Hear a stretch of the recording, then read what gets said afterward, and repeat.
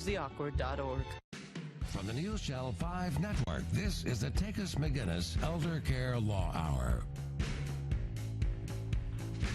Welcome to Takacs McGinnis Elder Care Law Hour, where we explore the many issues that arise due to aging, disability, and unexpected illness.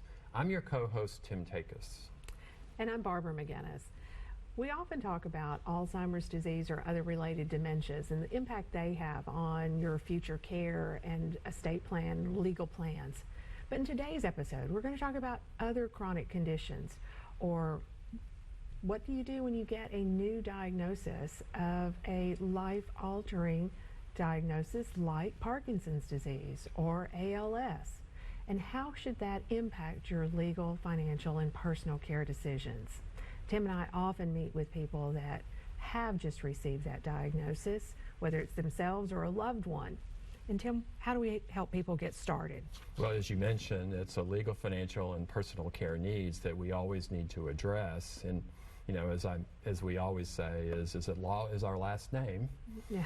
You know, so let's start with the legal part first. You know, right. And when people go through life, and maybe they have things put in place, or maybe they don't, but when they do get a life-altering or maybe a life-limiting or function-limiting illness, you know, like ALS or like Parkinson's disease, then often they are told to say, well, you know, you need to go see a lawyer. And it's like, well, I guess I need to do that. And so from the legal perspective, you know, we are going to be looking at foundational documents. Right. Basically, what is your estate plan, you know, and what does that estate plan need to have in it? You know, and an estate plan essentially is, for most people, thinking about a will and power of attorney, and that's pretty much it.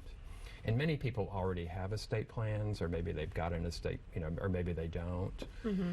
But one of the things that we also always say is that when a chronic illness comes along, or a person gets a diagnosis, is that inevitably or almost inevitably estate planning needs to change to account for that illness.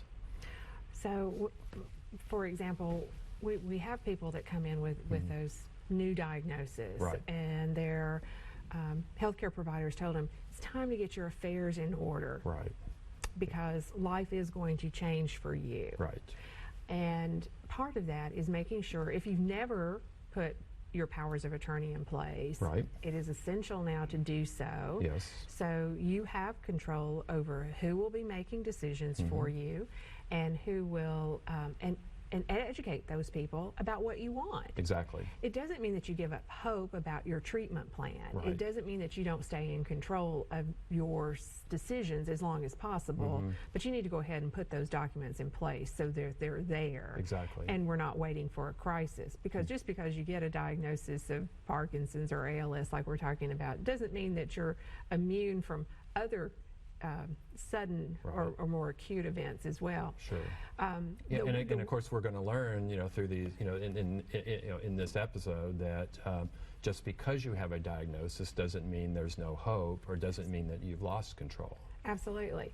And then, but those foundational documents, like you mentioned, is what helps us put the rest of the plan in place. Exactly. If we're talking about protecting assets mm-hmm. through the use of a trust, perhaps, right. or if we're talking about how just to pass on assets, how you want your assets to pass on when you do pass away one day. Right. So I think it's important for folks to know that to give in and do those estate plan documents, it's not saying, oh, I'm given up, right.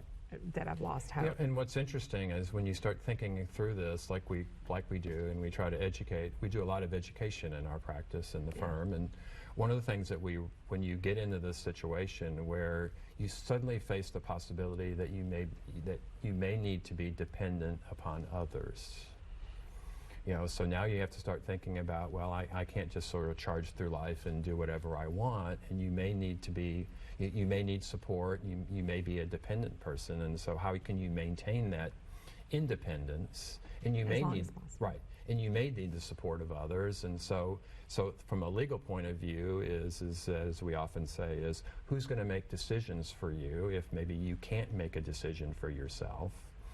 You know, are you going to share decision making with somebody else? And probably the important thing that we stress all the time is that if you have, let's say, if you've named someone as your healthcare agent or as your attorney in fact under a durable power of attorney, is that the right person?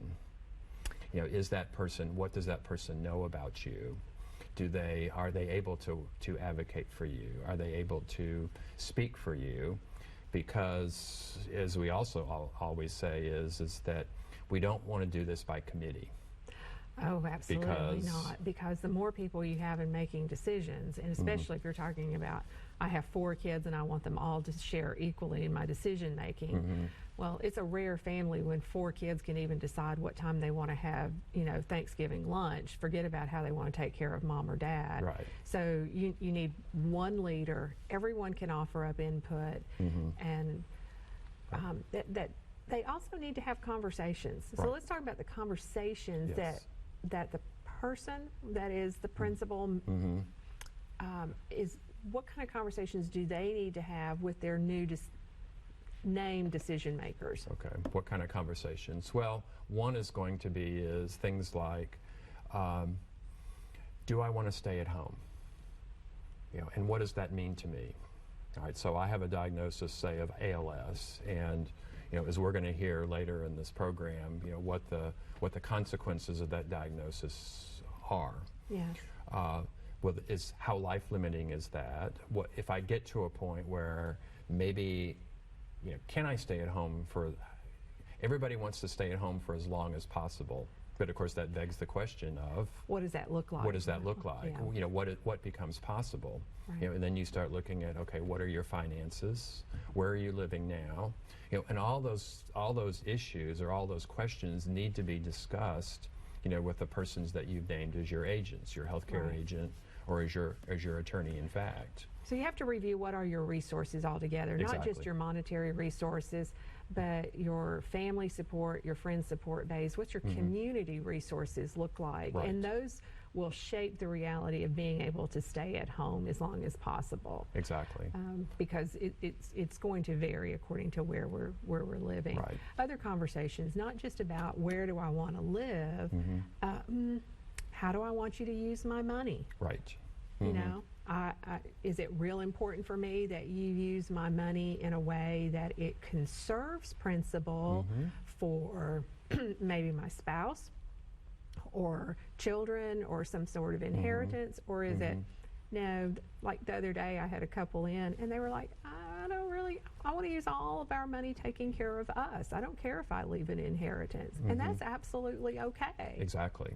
And it may be a reality that you need to use your resources to take care of you and not spend a lot of time worrying about an inheritance for children. Right. You know, and then we had a consultation yesterday. Patty and I are one of our elder care coordinators with a gentleman who is 70 years old, and he is what we would call an unsupported elder. Unsupported means that he's not an orphan elder. He's just not married. He has no children. You know, he has money. You know, but what he needs now that he's in a hospital and he finds himself being dependent upon others, you know, what are his next steps? Right. You know, so what does he do? So putting together a plan that addresses not only their legal needs, like their powers of attorney, their will, and or a trust that's going to help you. How do we use money during someone's lifetime? Right. A personal care plan, how am I going to receive care and where am I going to receive it, and who's going to make sure that I'm getting good care. Right. And then the financial plan, how am I going to use my money, or if I have to use government money, how do I use that? Exactly.